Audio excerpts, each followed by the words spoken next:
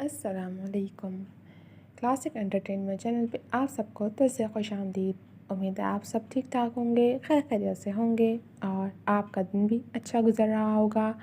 اپنے دن کو مزید اچھا اور خوبصورت بنانے کے لیے آپ لوگ کلاسک انٹرٹینمنٹ چینل پہ آن گوئنگ ناولس کو پڑھ کے یا سن کے انجوائے کرتے ہوں گے۔ میں لے کر آئی ہوں آپ کے لیے ایک ناول، لیکن ناول کا نام اور ایپیسوڈ نمبر بتانے سے پہلے میری آپ سے ایک ریکویسٹ ہے کہ اگر آپ نے ہمارے چینل کو سبسکرائب نہیں کیا تو جلدی سے سبسکرائب کر دیجئے اور بیل آئیکن کو بھی پریس کر دیجئے تاکہ ہمارے چینل پہ آنے والے تمام ناولز کی ویڈیوز آپ تک سب سے پہلے پہنچ سکیں۔ تو چلیں میں اسٹارٹ کرتی ہوں ناول دریائے عشق کی ایپیسوڈ 54۔ اذان اور الہینہ میں سب ٹھیک ہو گیا ہے، یہ بات نہال سے جان کر عارض ایک دم ہلکا پھلکا محسوس کرنے لگا تھا اور اپنی خوشی کا اظہار وہ عدیرہ سے بھی کر چکا تھا۔ یہاں سے مطمئن ہو کر اسے پھر سے وہ پری چہرہ یاد آئی جسے اس دن کے بعد دیکھا نہیں تھا۔ وہ اپنا نمبر تو اسے دے آیا تھا مگر اسے 100% یقین تھا کہ وہ خود اس سے رابطہ نہیں کرے گی، مگر عارض کا دل ہمک ہمک کر اسے اس کی یاد دلا رہا تھا۔ اپنے دل کے حکم کی بجاآوری کرتے وہ پھر سے پلوشہ کو دیکھنے چلا آیا تھا۔ 11 بجے کا وقت تھا، وہ پیدل ہی آیا تھا اور اب کچھ فاصلے پر کھڑا وہ پلوشہ کو بالکنی میں بلانے کی ترکیب ڈھونڈ رہا تھا۔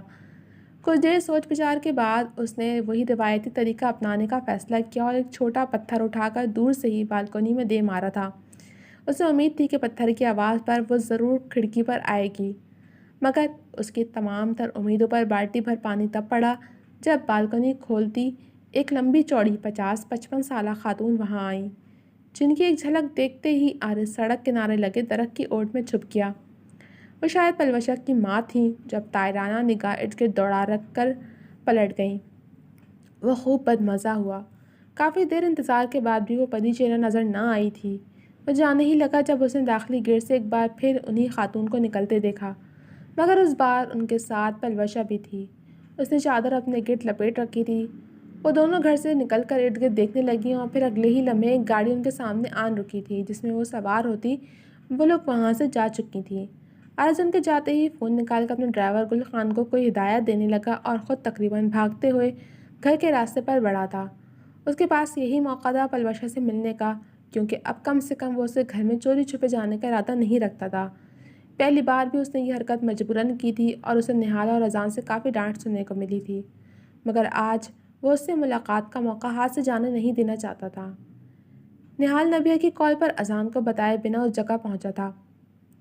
نہال کو دیکھ کر نبیہ جو خود گاڑی میں لاک کیے بیٹھی تھی فوراً باہر آئی تھی۔ کیا ہوا نبیہ؟ دلاور کہاں ہے اور الینہ؟ نہال جو فون پر تمام تفصیلات جان چکا تھا نبیہ سے پوچھنے لگا۔ کچھ لوگ ہماری مدد کو رکے تھے، وہ اسے ہاسپٹل لے کر گئے ہیں، اب میں نے یہاں آپ کے آنے تک انتظار کرنے کا کہا ہے۔ میں بہت ڈر گئی تھی نہال، حشام الینہ کو لے گیا، اس کے پاس گن تھی، نبیہ کہتے رونے لگی اور تمام تفصیلات نہال کو بتا دیں۔ دونوں کے چہرے پر فکر کی پرچھائی بہت گہری تھی۔ گل خان کی مدد سے عارض پلوشہ کا پیچھا کرنے میں کامیاب ہوا۔ گھر سے گاڑی لے کر وہ فوراً گل خان کے بتائے گئے راستوں پر بڑھا۔ پلوشہ اور وہ خاتون قریبی مارکیٹ آئی تھیں۔ عارض وہاں پہنچا تو دونوں خواتین شاپنگ میں مگن تھیں۔ گل خان کو شکریہ کہہ کر اسے گھر جانے کو کہتا وہ مارکیٹ کی جانب چلا گیا، جبکہ گل خان مشکوک نظروں سے اسے دیکھنے لگا۔ عارض کا کسی لڑکی کا پیچھا کرنے کا حکم اسے عجیب لگا تھا۔ عارض کچھ دیر خاموشی سے پلوشہ کو دیکھتا خود بھی اسی دکان پر موجود کپڑوں کو الٹ پلٹ کر دیکھ رہا تھا۔ عارض کی موجودگی سے یکسر انجان پلوشہ بھی وہاں موجود چیزوں کی جانب متوجہ تھی جب اس کا فون بج اٹھا۔ کال ریسیو کر کے کان سے لگاتی وہ ایک نظر ارد گرد دیکھتی باہر کی جانب آئی تھی۔ عارض بھی تیزی سے اس کے تعاقب میں آیا تھا تاکہ اس سے بات کر سکے۔ اپنے پیچھے عارض کو آتا دیکھ کر وہ چونک کر رکی تھی اور ایک ساتھ کئی رنگ اس کے چہرے پر آئے تھے۔ ہائے، عارض نے دوستانہ انداز میں کہتے ہاتھ آگے بڑھایا تھا اور پھر پلوشہ کے چہرے کے بگڑتے زاویوں پر وہ خجل ہوا تھا۔ آئی ایم سوری، وہ سر کھجاتا کہنے لگا۔ پلوشہ کو اس کا وہاں ہونا ناگوار گزرا تھا، وہ بھی تب جب وہ اپنی فیملی کے ساتھ ہو۔ راستے سے ہٹو، پلوشہ نے سنجیدگی سے کہا۔ کیوں ہٹوں؟ تمہارے گھر سے یہاں تک تم سے بات کرنے کی کوشش میں ہوں اور تم کہتی ہو ہٹو؟ عارض نے شکوہ کیا۔ تم میرا پیچھا کر رہے ہو اور گھر کیوں آئے تھے؟ پلوشہ حیران ہوئی تھی اور اسی وقت اس کی نگاہ سامنے دکان کے اندر پڑی تو اس کے چہرے پر خوف اترا۔ ہاں، بات کرنی تھی۔ عارض نے سنجیدگی سے جواب دیا، دیکھو میرا پیچھا چھوڑ دو، چچی میرا انتظار کری ہوں گی، مجھے اندر جانا ہے۔ پلوشہ تیزی سے اپنے ساتھ موجود ہستی کا تعارف دیتی اندر کی جانب بڑھنے لگی جب عارض کی بات نے اس کا ارادہ ناکام کیا۔ میں نے نمبر دیا تھا تو کال کیوں نہیں کی؟ عارض نے اس کے خوف اور ہچکچاہٹ کو یکساں نظر انداز کرتے سوال کیا۔ کیوں کروں تمہیں کال؟ اب کی بار وہ تنک کر بولی، ٹھیک ہے نہ کرو تو مجھے جب تم سے بات کرنی ہوئی تو سیدھا گھر آ جاؤں گا، وہ بھی ٹیرس سے، بلکہ تمہاری چچی سے ملاقات کرتا سیدھا سیڑھیوں سے ہی آؤں گا۔ عارض نے مزہ لیتے ہوئے کہا تو پلوشہ کے چہرے پر ایک رنگ آن گزرا۔ کیوں کرنی ہے بات؟ اب کہ وہ زچ ہوئی اور ساتھ ساتھ اندر بھی دیکھ رہی تھی، یوں جیسے اسے اپنی چچی کے آنے کا ڈر ہو۔ بتا تو دیا تھا کہ میرے دل میں تم نے اپنا قبضہ جما لیا ہے اور اب قیمت ادا کرنے کی باری آئی تو مجھے اگنور کر رہی ہو۔ عارض نے سینے پر ہاتھ باندھتے اسے گہری نظروں سے دیکھا۔ میں نے ایسا کچھ نہیں کیا، تم پتہ نہیں کیا بول رہے ہو۔ پلوشہ اس کے بار بار اقرار پر جھنجھلا کر رہ گئی۔ ایسا ہوا تو ہے، اب تم سیدھے سیدھے مجھے مس کال دے رہی ہو یا اندر جا کر تمہاری چچی کے سامنے تمہاری واردات کی تفصیلات بیان کروں؟ عارض کی بات پر اس کے چہرے پر فکر کی پرچھائی پھیلی۔ نہیں ایسا مت کرنا، چچی کو پتہ چلا تو میرے لیے مشکل ہو جائے گی، اس نے منت بھرے لہجے میں کہا۔ تو ٹھیک ہے، وعدہ کرو کہ گھر جاتی مجھے کال کرو گی۔ عارض نے پھر سوال کیا تو وہ لب کچلتی گہری سوچ میں ڈوبی رہی۔ میڈم، اس سے پہلے کہ آپ کی چچی باہر آ جائیں جلدی سے وعدہ دو۔ عارض کو اپنی ضد سے ٹلتا نہ دیکھ کر اس نے فوراً حامی بھر لی۔ وعدہ؟ پلوشہ کہہ کر اندر کی جانب دوڑی۔ اس کے جاتے ہی عارض کے فون پر نہال کی کال آئی تھی اور جو اس نے بتایا وہ عارض کے اوسان قطع کر گیا۔ حشام کرسی پر بیٹھا کب سے بے ہوش پڑی علینا کو گہری نظروں سے دیکھ رہا تھا۔ گن پوائنٹ پر اسے گاڑی میں بٹھانے پر بھی علینا اس کے قابو میں نہیں آ رہی تھی، اس لیے اس نے علینا کو بے ہوش کر دیا، کیونکہ علینا کا چیخنا چلانا اور خود کو آزاد کروانے کی کوشش حشام کو ڈرائیو کرتے ہوئے مشکل سے دوچار کر رہا تھا، اور اب پچھلے 1 گھنٹے سے وہ علینا کے ہوش میں آنے کا انتظار کر رہا تھا، بے فکر سا، کیونکہ وہ جانتا تھا کہ اب کوئی اس تک نہیں پہنچ پائے گا۔ اپنے مقصد کے حصول کے لیے اس نے نبیہہ کو استعمال کیا تھا، مگر وہ علینا کو کہاں لانے والا ہے اصل بات اس نے نبیہہ کو بھی نہیں بتائی تھی۔ علینا کے ہوش میں آنے کا انتظار جب طویل ہو گیا تو حشام اٹھ کر اس کی جانب آیا اور آتے ہوئے وہ اپنے پاس موجود ٹیبل سے پانی کا گلاس اٹھا لایا، تھوڑا سا پانی ہاتھ میں لیا، علینا کے چہرے پر ہلکے ہلکے چھینٹے مار کر اسے جگانے کی کوشش کرنے لگا۔ علینا کی آنکھ کھلی تو اسے کافی کمزوری کا احساس ہو رہا تھا۔ آنکھیں کھولتے اپنے سر پر موجود حشام کو دیکھ کر چونکی اور اگلے ہی پل اس کے دماغ نے کام کرتے اسے سب سمجھا دیا۔ حشام اسے اپنے ساتھ زبردستی نہ جانے کہاں لے آیا تھا۔ علینا نے ایک نظر ارد گرد ڈالی تو وہ کمرہ پھولوں اور کینڈل سے سجا ہوا تھا۔ علینا کو اس کمرے کے ماحول اور سامنے کھڑے شخص کو دیکھ کر عجیب گھٹن کا احساس ہوا۔ تھینک گاڈ تم اٹھ گئیں، بہت انتظار کروایا تم نے۔ خیر، how are you feeling now? Hisham اس کے جانب آیا اور اس کا چہرہ چھو کر کہنے لگا جب علینا نے ایک جھٹکے سے اپنا چہرہ پیچھے کرتے اس کے ہاتھ کو جھٹکا تھا۔ اس کے اس عمل پر حشام آنکھوں میں ایک آنچ لیے اپنے ہاتھ کو دیکھ کر رہ گیا۔ واہ علینا، تم میرے ساتھ ایسا کیوں کر رہی ہو؟ جب تم جانتی ہو کہ میں تم سے محبت کرتا ہوں تو کیوں میری محبت کی بے قدری کر رہی ہو؟ حشام پل میں چلاتا اس کے پاس آ بیٹھا۔ بکواس بند کرو حشام، یہ سب ناٹک تب کرتے جب میں تمہاری اصلیت سے ناواقف ہوتی، جو کل تک تھی، مگر اب سب کو پتہ چل گیا ہے حشام کہ کیسے تم نے ہم سب کو دھوکہ دیا اور میرا کردار مشکوک کرنا چاہا تم نے اذان کی نظر میں۔ علینا غصے سے چلا کر بیٹھ سے اٹھ کھڑی ہوئی تو ایک پل کو اس کا سر چکرایا۔ ایک تو صبح سے اس نے کھایا پیا نہیں تھا اور کچھ حشام کی بے ہوشی کی دوا کا اثر تھا۔ اذان اذان اذان، کچھ اور کیوں نہیں دکھتا تمہیں؟ ڈیم اٹ، پہلے تمہیں یہ مسئلہ ہوتا تھا کہ اذان ان 2 ٹکے کے دوستوں کے ساتھ کیوں رہتا ہے، تمہارے سامنے ان کی طرفداری کیوں کرتا ہے، اور اب تمہیں یہ فکر پڑی جاتی ہے کہ وہ کیا سوچتا ہے، کیا اچھا لگتا ہے اسے، ایسا ہے کیا اس میں جو اس کے علاوہ کبھی کوئی نظر نہیں آیا تمہیں؟ حشام غصے سے کھولتے ہوئے پوچھنے لگا۔ 2.5 سال تمہارے پیچھے میں گھومتا رہا اور وہ اذان نہ جانے کہاں سے اٹھ کر آیا اور تمہیں چھین لیا اس نے مجھ سے۔ حشام کی بات پر اس کے اندر غصے کی لہر جاگی تھی۔ ایکسکیوز می، چھین لیا؟ Who do you think you are کہ مجھے اپنی پراپرٹی سمجھ بیٹھے ہو؟ علینا پر اگر کسی کا حق ہے تو صرف علینا کا، اور یہ میری مرضی کہ میں اپنی ذات پر کسے حق دیتی ہوں، آئی سمجھ؟ اور اب یہ حق میں نے اذان کو دیا ہے کیونکہ ہم دونوں ہی ایک دوسرے سے محبت کرتے ہیں۔ علینا نے صاف لفظوں میں حشام پر اس کی اہمیت واضح کر دی۔ بڑی دیر کر دی یہ ماننے میں، حشام کا لہجہ جتلاتا ہوا تھا۔ دیر ہی صحیح پر احساس ہو گیا ہے کہ مجھ پر صرف اذان کا حق ہے۔ جواب بھی اسی ٹون میں آیا تھا۔ حق؟ اذان کا حق؟ اس کی بیوی جو اب میرے ساتھ اس بند کمرے میں ہے۔ حشام کا انداز پل میں بدلا تو علینا کے ماتھے پر بھی بل آئے تھے۔ یہ پھول، یہ کینڈلز، یہ سب میں نے تمہارے لیے کیا ہے۔ حشام چہرے پر عجیب تاثرات لیے اسے دیکھتا اس کی جانب آیا۔ ویسے آئی واز ونڈرنگ کہ اگر وہ یہ سب جان گیا تو کیا وہ تمہیں پھر بھی ویسے ہی چاہے گا؟ سوالیہ ابرو اچکاتے حشام نے سوال کیا۔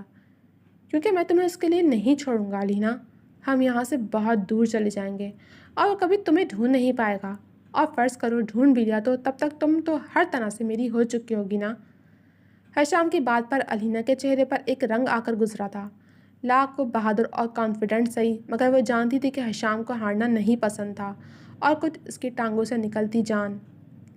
بہت غلط کیا تم نے، اتنا وقت مجھے اپنے پیچھے بہت خوار کیا، 2.5 سال تک تمہارا انتظار کیا، اپنانا چاہا تمہیں، بیوی بنانا چاہتا تھا، اور تم نے چھپ کر اس اذان سے نکاح کر لیا جسے پہلے تم منہ لگانا پسند نہیں کرتی تھی، اور میں جو تمہارا دوست تھا جسے تمہارے لیے اتنا کچھ کیا، اسے تم نے بات تک کرنا بند کر دیا۔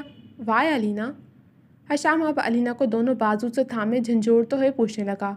اس کی آنکھوں کی سرخی علینا کے لیے حیران کن تھی۔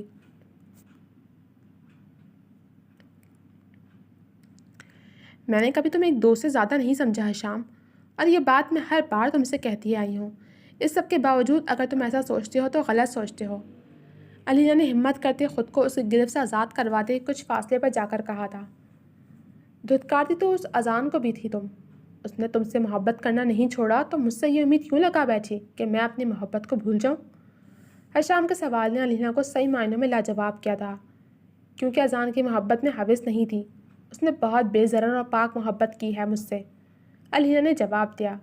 اسے اب حشام کی نظروں سے گھن آنے لگی تھی۔ پاک محبت؟ ہاں ہاں ہاں، کوئی بھی محبت حوث سے پاک کیسے ہو سکتی ہے؟ محبوب کا قرب اور جسم کی چاہ ہی تو محبت ہے۔ حشام نے اپنا نقطہ نظر بیان کیا۔ یہ تمہاری سطحی سوچ ہے حشام۔ خیر، میں بھی کس کو سمجھا رہی ہوں؟ جس کے لیے محبت، ضد اور وقتی تسکین ہے، جو اپنی خوشی کے لیے لوگوں کی زندگیوں میں آگ لگاتا ہے، وہ محبت کو کیا سمجھے گا؟ علینا نے حقارت سے سر جھٹکا۔ رائٹ، میں ایسا ہی ہوں، پر مائی ڈیئر، اس کا کوئی حل نہیں ہے۔ مجھے تمہارے قرب اور جسم کی چاہ ہے، اور مجھے اس بات پر کوئی شرمندگی نہیں ہے۔ حشام کہتا ہوا علینا کی جانب بڑھا۔ تمہاری یہ چاہ کبھی پوری نہیں ہوگی، علینا نے تلملا کر کہا تھا۔ میں تو ابھی پوری کرنے کے موڈ میں ہوں۔ حشام کے اس روپ کے بارے میں تو علینا نے کبھی سوچا بھی نہ تھا۔ آنکھوں میں حقارت لیے وہ حشام کو دیکھنے لگی۔ تم ایسا کچھ نہیں کر سکتے حشام، علینا نے خود کو مضبوط ظاہر کرنے کی کوشش میں اس کی دھمکی کا اثر نہ لیتے ہوئے کہا۔ میں کیا کر سکتا ہوں؟ چلو تمہیں بتاتا ہوں، کہہ کر وہ برق رفتاری سے علینا کی جانب بڑھا۔ خبردار حشام، علینا گھبرا کر پیچھے ہوئی۔ حشام علینا کی گھبراہٹ کو انجوائے کرتا اس کی جانب آیا۔ اف، ایسے گھبرا کر تم اور اچھی لگتی ہو، وہ کمینگی سے کہتا اس کے چہرے کو چھونے کی کوشش کرنے لگا، جسے علینا نے دھکا دے کر خود سے دور کرنا چاہا، مگر وہ اپنی جگہ سے ہلا تک نہیں۔ گھبراؤ نہیں، پہلے میں تمہیں یہ بتاؤں گا کہ میں کیا کیا کر سکتا ہوں اور کیا کیا کر چکا ہوں، اس کے بعد یہ مرحلہ آئے گا۔ علینا کو دوبارہ سے بازو سے تھام کر اسے پاس پڑی چیئر پر بٹھا دیا۔ تمہارے اس سینٹ اذان لاشاری نے بتایا تو ہوگا کہ اس دن چرچ کے باہر میں نے اس کا کیا حال کیا تھا؟ حشام علینا کے سامنے بیٹھتا اس کی آنکھوں میں دیکھتا پوچھنے لگا۔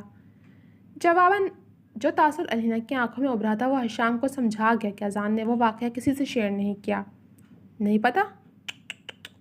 میں ہوں نا، میں بتاؤں گا، پھر تمہیں صحیح معنوں میں سمجھ آئے گی کہ حشام کیا کیا کر سکتا ہے۔ حشام علینا کی آنکھوں میں دیکھتا عجیب انداز سے کہتا اسے حیران کر رہا تھا۔ اس دن تمہارے پیپر سائن کروا کر جانے کے بعد میں وہاں گیا تھا اور اذان سے کہا کہ تم نے مجھے وہاں بھیجا ہے۔ میں جانتا تھا کہ زہیب وہ پیپر سائن کروانے والا تھا، اور تمہارے کال کرتے زہیب نے مجھے یہ خوشخبری سنائی، اور یہی وقت تھا جب مجھے اپنا پلان پورا کرنا تھا۔ کیسا پلان؟ علینا نے اسے دیکھ کر سوال کیا۔ اس کا انداز کسی غیر معمولی بات کی طرف اشارہ کر رہا تھا۔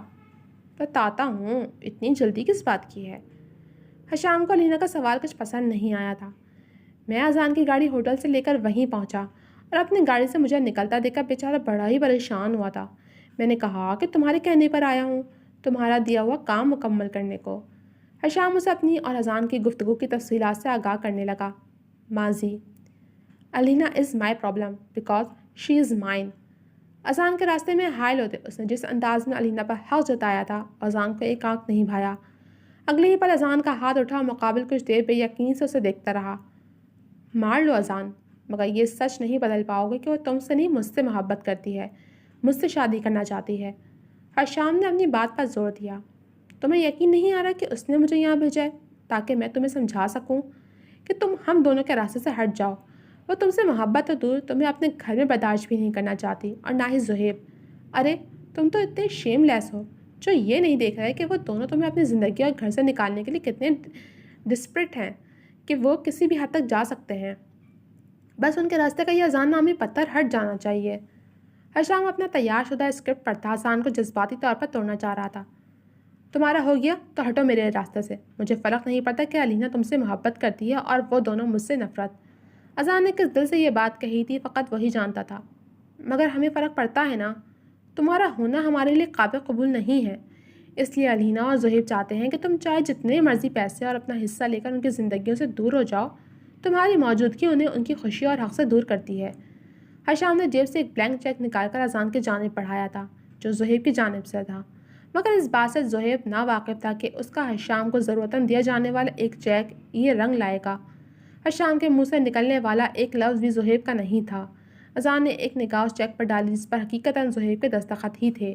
وہ چیک تو زہیب نے فقط سائن کر کے حشام کو اس کی کسی ایمرجنسی میں دیا تھا، جسے بعد میں حشام نے استعمال نہ کرنے اور پھاڑ کر پھینک دینے کا دعویٰ بھی کیا تھا، مگر زہیب جانتا نہیں تھا کہ حشام نے وہ چیک ایسے ہی کسی موقع کے سنبھال کر رکھا تھا، اور یہی چیک اذان کے دل پر کاری ضرب کے جیسے لگا تھا۔ مجھے اس سب سے کوئی فرق نہیں پڑتا، وہ میرا گھر ہے اور وہاں سے مجھے کوئی الگ نہیں کر سکتا۔ زہیب کو مجھ سے کچھ کہنا تھا تو خود گھر پر کہہ سکتا تھا۔ کیسے کہتا؟ اس کا باپ اسے گھاس بھی نہیں ڈالتا، اسے بس اذان کے سوا کچھ نظر نہیں آتا۔ تم نے ہمیشہ زہیب کا حق کھایا ہے، بس اسی لیے زہیب نے یہ سب گھر سے دور یہاں کرنے کو کہا ہے تاکہ یہ بات اس کے باپ تک نہ پہنچ سکے۔ حشام نے بات اتنے وثوق سے کہی تھی اور صورتحال ہی ایسی تھی کہ اذان نہ چاہتے ہوئے بھی ان باتوں پر یقین کر بیٹھا تھا، اور خود الینا نے بھی تو کہا تھا کہ یہ بات وہ بابا کے سامنے نہیں کرنا چاہتی تھی۔ اب تمہیں سمجھ آ جانا چاہیے کہ وہ دونوں نہیں چاہتے کہ تم گھر واپس آؤ۔ انفیکٹ الینا کو لگتا ہے کہ تمہارے ہوتے ہم دونوں ایک نہیں ہو سکتے، کیونکہ معراج انکل تو تمہیں الینا کے لیے چنیں گے، اور الینا ایسا نہیں چاہتی۔ حشام نے اذان کے تاثرات کو دیکھتے اگلا پتا پھینکا تھا اور ایک نئی چال چلی تھی۔ اسے اپنے ساتھیوں کے آنے کا انتظار تھا۔ ان کے آنے تک وہ اپنے لفظوں اور دعووں سے اذان کو جتنی اذیت دے سکتا تھا دے رہا تھا۔ اذان کچھ نہیں بولا، بس چپ چاپ اس کی باتیں سنتا رہا۔ ایک اور ثبوت دکھاؤں؟ اب حشام نے اپنا فون نکال کر ایک آڈیو چلائی تھی جو الینا اور زہیب کی آواز میں تھی، جس میں وہ دونوں بھی ایسی ہی خواہشات کا اظہار کر رہے تھے۔ لہجوں میں اذان کے لیے اکتاہٹ اور نفرت کا عنصر واضح تھا۔ اذان کے لیے ان باتوں پر یقین کرنا مشکل تھا، مگر اس وقت اس کی ذہنی حالت ایسی تھی اور سب کڑیاں اور باتیں حشام کی سچائی کی جانب اشارہ کر رہی تھیں۔ سب سے زیادہ اذیت اسے اس بات سے ہوئی تھی کہ آڈیو میں الینا نے اذان کو اپنے اور حشام کے راستے میں پڑا پتھر گردانا تھا۔ حشام کی بنائی کہ وہ جھوٹی آڈیو اذان لاشاری کو بے یقینی کے ماؤنٹ ایوریسٹ پر پہنچا چکی تھی۔ یار فرینکلی، اگر تم میں اتنی سی بھی سیلف رسپیکٹ ہوتی نا تو اتنا سب جان لینے کے بعد تم تو ان کے لوگوں کی جانب دیکھتے بھی نہیں۔ حشام نے اب کی بال اکساتے ہوئے لہجے میں کہا۔ ان لوگوں کے کچھ بھی سوچنے سے مجھے فرق نہیں پڑتا، شکستہ لہجے میں کہتا وہ ایک نظر حشام کو دیکھنے لگا۔ ان باتوں سے انہیں یا تمہیں لگتا ہے کہ میں اپنے باپ سے دور ہو جاؤں گا؟ نو، ناٹ پاسبل۔ ابھی سوال زہیب اور الینا سے ڈیڈ کے سامنے ہی کروں گا۔ اذان کہہ کر پلٹا تھا جب حشام کی بات میں اس کے قدم پھر سے چکرے تھے۔ اور تمہیں لگتا ہے کہ یہ سب میں ہونے دوں گا؟ یہ سب میں تمہیں کسی کے سامنے کہنے لائق چھوڑوں گا؟ زہیب اور الینا نے مجھ پہ بھروسہ کر کے جو کام مجھے سونپا ہے اسے میں پورا کیے بغیر کیسے رہ سکتا ہوں؟ اس سے پہلے کہ اذان پلٹتا اسے اپنے دائیں کندھے سے لے کر کمر کے نچلے حصے تک درد کی ایک تیز لہر محسوس ہوئی تھی۔ کوئی تیز دھاڑ چیز جیسے اس کا ماس کاٹتی تیزی سے گزر گئی ہو۔ درد کی شدت سے اس کی سسکی نکلی تو وہ بے یقین سا کافی مشکل سے پلٹا۔ اسے کچھ فاصلے سے پیچھے دو اور لوگ نظر آئے۔ وہ معاذ اور عثمان، حشام اور زہیب کے دوست تھے۔ نگاہیں حشام کے ہاتھ پر آئیں تو حشام کے ہاتھ میں ایک تیز دھار چاقو تھا جو اس نے نہ جانے کہاں چھپا رکھا تھا۔ میں تمہیں الینا اور زہیب کے لیے مزید مشکلات پیدا کرنے نہیں دوں گا۔ اگر سیدھے سے نہیں مانتے تو مجھے الٹے طریقے بھی بہت آتے ہیں مسٹر اذان لاشاری۔ یہ کہتے ہی حشام نے وہ چاقو ایک بار پھر اذان کے سینے پر چلایا تھا، جو اس کے سینے سے شرٹ کو کاٹتا خون بہانے کا سبب بنا تھا۔ وہ بے یقین سے بس حشام کی نفرت کی انتہا کو دیکھتا رہا۔ اس کے بعد حشام نے اس پر کئی اور وار کیے تھے اور اس میں معاذ اور عثمان کے چہروں پر اذان لاشاری کے بے بسی نے شفاف مسکراہٹ بکھیر رکھی تھی۔ اب بس کر دے حشام، اذان کو بے سود ہو کر زمین پر گرتا دیکھ کر معاذ نے کہا۔ حشام، مجھے لگتا ہے کوئی آ رہا ہے۔ عثمان کو اس ویرانے میں کچھ آوازیں آئی تھیں تو اس نے جلدی سے حشام کو متوجہ کیا۔ حشام فوراً اذان کی گاڑی چلا کر ڈھلوان کے قریب لایا اور پھر حشام اور معاذ نے مل کر اذان کو پلان کے مطابق اس کی گاڑی میں بٹھا دیا۔ گاڑی سٹارٹ کر کے ہینڈ بریک جیسے ہی ڈاؤن کی تھی، گاڑی آہستہ آہستہ کھسکتی ڈھلوان کی طرف جانے لگی۔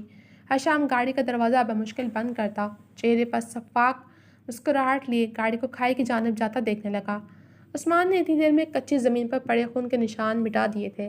اپنے طور پر اذان لاشاری کا قصہ تمام کر کے وہ سارے ثبوت مٹا چکے تھے۔ گاڑی جیسے ہی ان کی نظروں سے اجھل ہوئی تھی، وہ تینوں ارد گرد نگاہ دوڑا کر سب ٹھیک ہونے کی تسلی کرتے وہاں سے اپنی اپنی گاڑیوں کی جانب بھاگے تھے۔ ان کے دل میں اپنے کیے کا کوئی ڈر، کوئی ندامت نہیں تھی۔ اذان نیم بیہوشی میں تھا جب اس نے حشام کو خود کو سہارا دے کر گاڑی میں بٹھاتے پایا تھا۔ حشام نے گاڑی کی ہینڈ بریک جیسے ہی نیچے کی تھی، گاڑی سلپ ہوتی، آہستہ آہستہ اشکولے لیتی اس ڈھلوان کی جانب بڑھ رہی تھی۔ اذان نے بے جان ہوتے وجود کے ساتھ خود کو بچانے کی کوشش کی تھی۔ اس نے فطری رد عمل کے طور پر خود کو گاڑی سے نکالنے کی کوشش کی۔ گاڑی راستے میں آنے والی جھاڑیوں اور پتھروں کی وجہ سے کچھ آہستہ ہوئی تھی اور جلد بازی میں گاڑی کا دروازہ جو ٹھیک سے بند نہیں ہوا تھا، جھٹکے لگنے پر کھل گیا تھا، اور اسی سب میں اذان خود کو بمشکل گھسیٹ کر گاڑی سے باہر نکلنے میں کامیاب ہوا تھا، مگر گرنے کی وجہ سے اس کا سر کسی پتھر سے جا ٹکرایا تھا اور وہ اگلے ہی پل بے ہوش ہو گیا تھا۔ رات ہونے والی بارش نے وہاں موجود بچے کچھ نشانات بھی مٹا دیے تھے۔ جی تو جناب، کیسا لگا آپ کو یہ انکشاف؟ یہ راز افشاں ہو گیا، جس پہ پہلے ہی شک تھا وہی ہوا۔ تو مزید شک و شبہات دور کرنے کے لیے جڑے رہیے میرے ساتھ۔ جلد ملوں گی آپ سے اگلے ایپیسوڈ کے ساتھ۔ تب تک آپ کمنٹ سیکشن میں اپنی رائے کا اظہار ضرور کیجیے گا۔ مجھے اجازت دیجیے، اللہ حافظ۔